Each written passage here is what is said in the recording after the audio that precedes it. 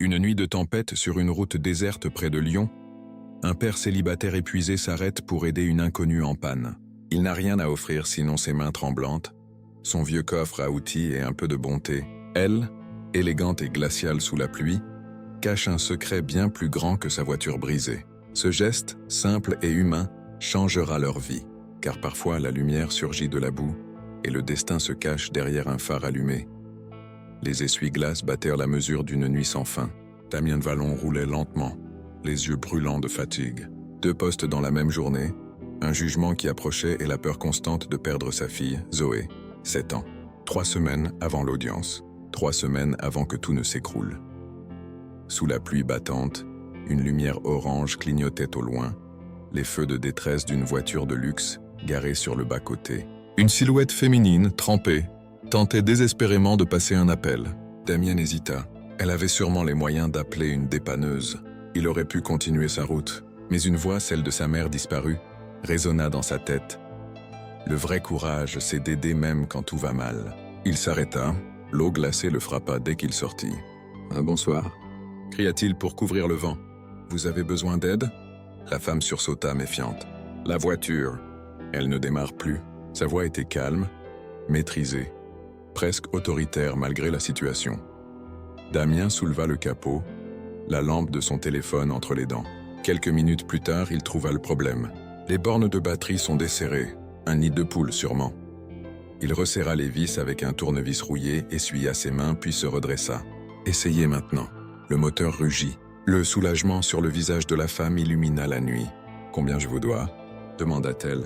« Rien. » « Bonne route » elle insista. « Votre nom au moins ?»« Damien. »« Damien Vallon. » Elle sourit, un peu surprise par sa simplicité. « Merci, monsieur Vallon. Vous venez peut-être de sauver ma soirée. » Il la regarda repartir sans savoir qu'il venait aussi de sauver son propre avenir. Le lendemain, la vie reprit son cours grise et lourde. Damien se leva avant l'aube, prépara le café soluble et glissa un mot dans la boîte à déjeuner de Zoé. « Bonne journée, ma tornade. » Puis il enfila son manteau usé et partit pour l'entrepôt. Chaque pas pesait. 3 semaines avant le procès, et aucun moyen de prouver son innocence. Le souvenir de la femme sous la pluie le hantait, fragile et fort à la fois. Il se souvenait de son regard, clair, direct, presque jugeant. Mais il l'avait oublié dès qu'il avait franchi les portes du tribunal, ce matin-là. Son avocat commis d'office, Maître Leclerc, l'attendait dans le couloir. « Damien, soyez calme, on va faire au mieux. » Au mieux, cette phrase sonnait comme une condamnation. L'affaire semblait perdue d'avance. Son ancien patron, Gérard Prieur, l'accusait d'avoir détourné 47 000 €. Les faux relevés bancaires, les signatures imitées, tout le désignait. Personne ne voulait croire qu'un simple employé pouvait être victime d'un coup monté. Quand l'huissier cria « Le tribunal de Lyon », tout le monde debout pour Madame la juge Camille Rousseau. Damien sentit son souffle se bloquer. Elle entra. La même femme, celle de la route, les cheveux relevés, la robe noire sévère. Mais c'était bien elle. Il resta figé. Leurs regards se croisèrent une fraction de seconde, puis elle détourna les yeux, impassible. Le monde sembla vaciller. Était-ce un hasard? Une illusion? Pendant que le procureur déroulait les accusations, Damien n'entendait qu'un bourdonnement, jusqu'à ce que la voix claire de la juge s'élève. « Maître, pourquoi les documents présentés sont-ils des photocopies ?» Le silence tomba dans la salle. « Les originaux ont disparu, Madame la juge. » Alors cette cour ne peut se prononcer sans vérification. J'ordonne une expertise numérique complète. Audience suspendue. Un murmure parcourut la salle. Damien resta assis, abasourdi.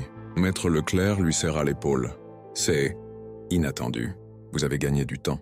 Peut-être même bien plus que ça. » Quand il leva les yeux, Camille Rousseau quittait déjà la salle, ses pas rapides résonnant sur le marbre. Ce soir-là, dans le calme feutré de ses appartements privés, la juge Rousseau ferma la porte et s'appuya contre le bois froid. Ses mains tremblaient.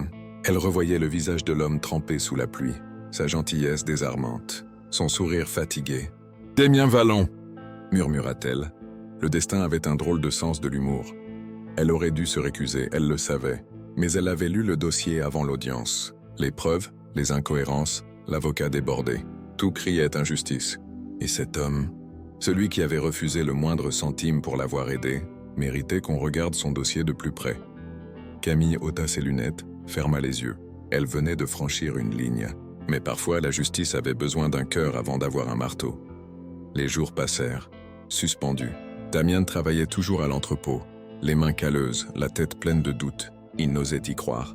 Et si cette juge l'avait reconnu? Et si elle avait voulu l'aider?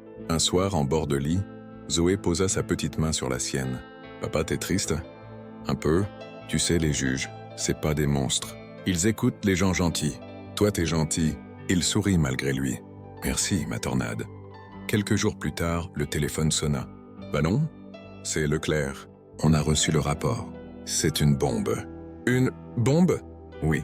Les experts ont tout prouvé. Les faux venaient de chez Prieur. Vous êtes innocent, mon gars. » Damien s'assit par terre, les larmes brouillant sa vue. Il serra le combiné contre son oreille comme un talisman. « Et la juge ?» demanda-t-il, la voix tremblante. « Elle a ordonné une audience immédiate, demain matin. » Le lendemain, quand Camille Rousseau prononça le verdict, sa voix ne trembla pas. « Les preuves sont falsifiées. Monsieur Vallon, vous êtes libre. Les charges sont annulées. » Dans la salle, le bruit se fit lointain.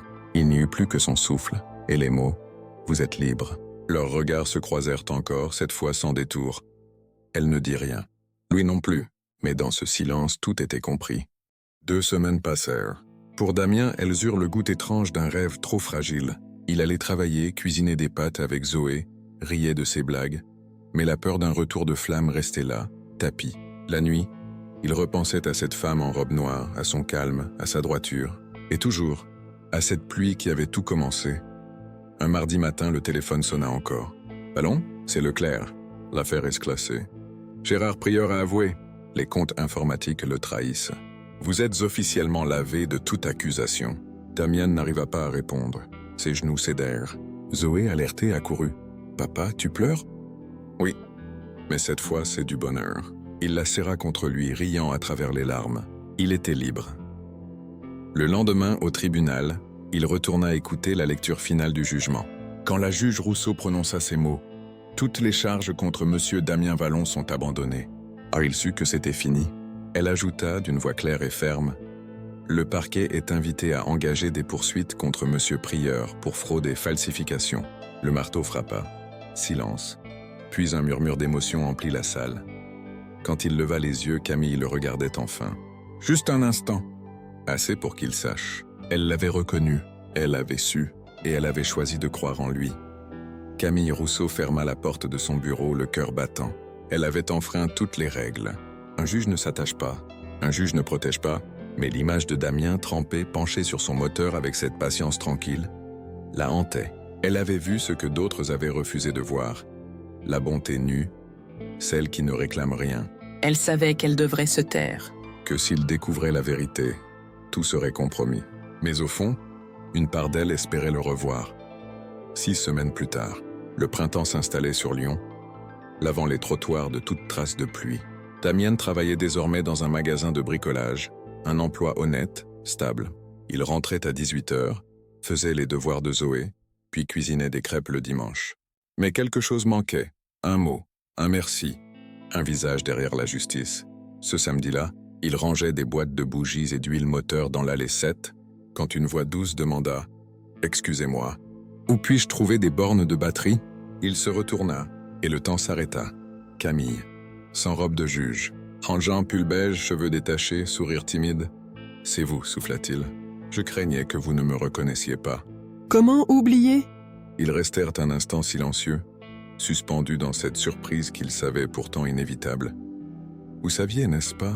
murmura-t-il. « Depuis que j'ai lu votre nom dans le dossier, et vous avez risqué votre carrière pour moi. » Elle haussa doucement les épaules. « Je n'ai fait que rendre justice. Vous m'avez rappelé ce qu'elle signifiait. » Ils échangèrent un sourire. Fragile, sincère, plein d'une reconnaissance muette. Damien inspira profondément. « Alors, merci. Pour tout. Non, c'est moi qui vous dois un merci. Sans vous, je serais restée cette femme pressée, déconnectée, qui ne regarde personne sur la route. Vous m'avez arrêté, littéralement. » Un léger rire les rapprocha. « Et maintenant ?» demanda-t-il incertain. « Maintenant, » dit-elle en relevant les yeux vers lui, « j'aimerais vous offrir un café. Si, comme c'est permis. Ah, c'est plus que permis, c'est nécessaire. » Le samedi suivant, ils se retrouvèrent dans un petit café près des quais de Saône. Zoé, bien sûr, insistait pour venir. « C'est elle, la dame au marteau magique ?»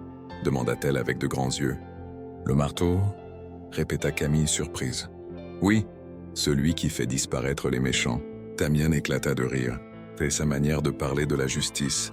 Camille rit à son tour, sincèrement. « Eh bien, enchanté, Zoé. Et merci pour ton dessin, celui du juge avec une cape. »« Tu l'as vu ?» s'émerveilla la petite. « Il trône dans mon bureau. » Zoé gonfla la poitrine de fierté. « Alors t'es ma super-héroïne préférée. » Damien observa la scène, bouleversé. La juge sévère du tribunal riait avec sa fille. Et lui, pour la première fois depuis longtemps, sentit qu'il respirait. Plus tard, quand ils sortirent du café, Camille resta un moment face au Rhône. « J'ai souvent cru que suivre les règles suffisait à être juste, dit-elle. Mais ce n'est pas toujours vrai. Non, admit-il. Parfois, il faut écouter son cœur. » Leurs regards se croisèrent, et le monde sembla s'arrêter autour d'eux. « Et votre fille ?»« Zoé, elle aimerait beaucoup vous revoir. » Camille sourit. « Alors, faisons-lui plaisir. » Leurs rires se mêlèrent au vent. La tempête enfin était passée, et le ciel s'ouvrait, clair et plein de promesses. Les semaines suivantes, le café devint leur rituel. Chaque samedi, Camille, Damien et Zoé se retrouvaient à la même table près de la vitre, là où le soleil jouait avec la mousse du chocolat chaud. Ce qui n'était au départ qu'un remerciement s'était transformé en un fil invisible entre eux, doux, inattendu. Zoé parlait sans arrêt, Camille riait souvent, et Damien observait silencieux ce miracle discret qu'il n'aurait jamais osé rêver. « Tu sais, » dit Camille un jour à Zoé, « ton papa m'a appris quelque chose d'important. »« Ah bon? Quoi ?»« Que la vraie force, c'est de rester bon, même quand tout s'effondre. » La fillette hocha la tête, sérieuse. « C'est parce qu'il a un grand cœur. Il dit toujours que quand on aide quelqu'un, le monde devient un peu plus beau. » Damien rougit. Camille posa une main sur la sienne. Un contact simple mais plein de promesses. Leurs rendez-vous se multiplièrent. Un dimanche, ils allèrent au parc de la Tête d'Or. Zoé courait entre les allées, sautant dans les flaques, riant comme si la pluie était un jeu. « Elle n'a pas peur de se mouiller », observa Camille. « Elle tient ça de son père », répondit Damien avec un sourire. Ils s'assirent sur un banc, regardant la fillette tenter d'apprivoiser un pigeon. « Vous savez, dit Camille, le soir du verdict, j'ai eu peur. Peur d'avoir trop fait. Vous avez fait ce qu'il fallait. Peut-être. Mais j'ai franchi la ligne. J'ai laissé mon instinct parler plus fort que les règles. C'est ça la justice, non? Pas juste appliquer la loi, mais comprendre l'humain derrière elle. » Camille baissa les yeux. « Vous avez plus de sagesse que bien des juges, monsieur Vallon. » Le ton était léger, mais leurs regards se croisèrent d'une façon différente. Plus lente, plus dense. Le vent souleva une mèche de cheveux de Camille. Damien la remit doucement en place. Un geste simple, naturel, presque familier. Elle frissonna. Pas de froid, de vérité. Les jours devinrent des mois. Le printemps céda la place à l'été puis à l'automne. Ils partageaient des repas, des promenades, parfois des silences. Camille découvrit la joie simple d'un dîner dans la petite cuisine de Damien. Les dessins de Zoé accrochés au mur, l'odeur du pain grillé, les rires spontanés. Elle apprit aussi à aimer la maladresse de cet homme. Sa façon de tout réparer avec du ruban adhésif, sa tendresse maladroite quand Zoé faisait un cauchemar, sa pudeur à parler de lui-même. Un soir, Zoé, assise entre eux sur le canapé, demanda d'un ton innocent. « Vous êtes amoureuse de mon papa ?» Camille éclata de rire. « Eh bien, c'est une grande question, ça. Parce que moi, dit la fillette, je vous aime bien. Et papa sourit plus depuis que vous êtes là. » Damien rougit, prêt à intervenir, mais Camille posa un doigt sur ses lèvres. « Alors, je vais faire de mon mieux pour que ton papa garde ce sourire, d'accord ?» Zoé hocha la tête, satisfaite. Quelques semaines plus tard, Camille invita Damien à dîner chez elle. Son appartement du Vieux-Lyon respirait la discrétion élégante.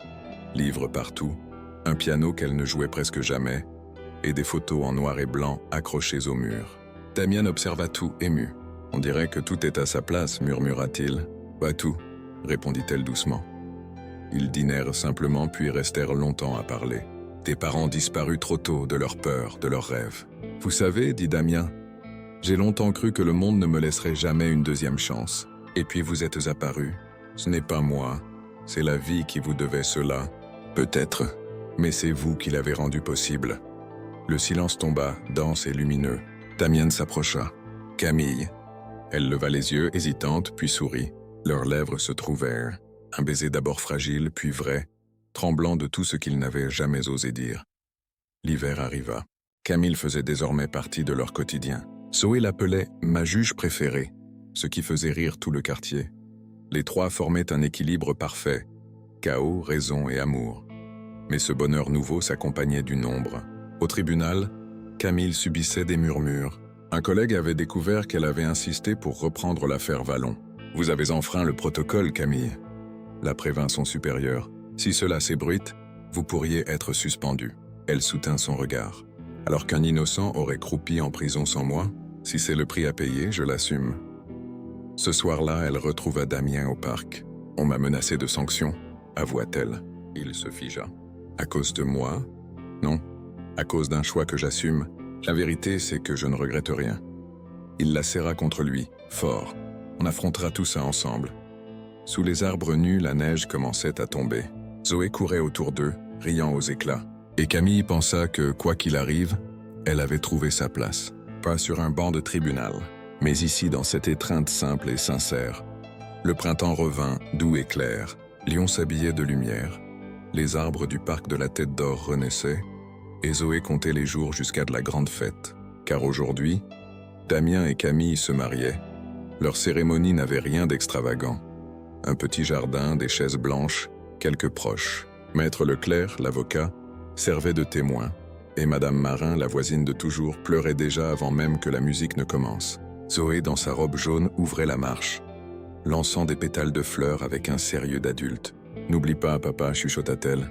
C'est ton tour d'être heureux maintenant. » Il hocha la tête, ému au point d'en trembler. Camille avança lentement, vêtue d'une robe simple, les cheveux relevés, le sourire fragile et radieux. Quand leurs regards se croisèrent, tout le reste disparut. « Je t'ai d'abord connu sous la pluie, » dit Damien, la voix tremblante. « Ce soir-là, je croyais tout perdu, et puis tu es revenu, comme la lumière après l'orage. Et moi, répondit-elle, j'ai trouvé en toi ce que la loi oublie parfois, la bonté, la vraie, celle qui ne se plaide pas mais qui se vit. » Zoé tira discrètement sur la manche de Madame Marin. « Tu crois qu'ils vont s'embrasser maintenant ?»« Oui, ma chérie, je crois bien. » Et ils s'embrassèrent, sous les applaudissements et les rires, dans cette lumière dorée où tout semblait recommencer. Le soir, au bord du Rhône, les trois s'assirent ensemble, les pieds nus dans l'herbe. Zoé dessinait dans son carnet une femme avec un marteau magique, un homme qui tient une clé à molette et une petite fille qui saute entre eux. « C'est nous, » expliqua-t-elle, « toi maman et moi. On répare les choses ensemble. » Camille sourit. « Et qu'est-ce qu'on répare, ma puce ? Le monde, évidemment. » Damien éclata de rire, la prit dans ses bras. Le vent tiède souleva les cheveux de Camille, et il pensa que tout enfin avait un sens. Ils n'étaient plus trois âmes perdues, reliées par un accident de route, mais une famille née d'un geste gratuit, d'un arrêt sous la pluie. L'amour, la justice, la bonté, tout cela n'était pas des mots, mais des choix. Et ce soir-là, sous le ciel de Lyon, ils choisirent de croire à nouveau en la beauté des rencontres, car parfois, il suffit de s'arrêter une seule fois pour changer toute une vie.